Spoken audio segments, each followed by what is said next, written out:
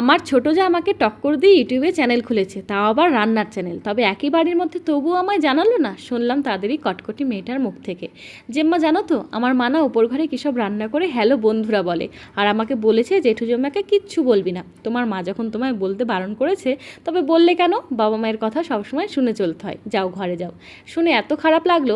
আমি সংসারে সব কাজ করি, ওকে একটা কাজও করতে হয় না। রান্নার ভিডিও বানাই, ও খেতে ভালোবাসে, রোজ ওপর ঘরে ওকে পৌঁছে দিই।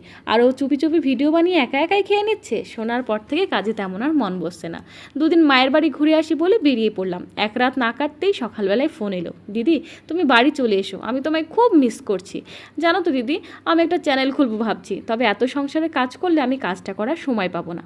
তুই আমায় মিস করছিস আর চ্যানেল খুলবি? এখনও বুঝি খুলিসনি? গতকাল আসার সময় তোকে বলতে যাচ্ছিলাম দুদিন ঘুরে আসি, তবে দেখলাম তুই আর দেওরবাবু দুজনে বসে বসে মোমো বানাচ্ছিস।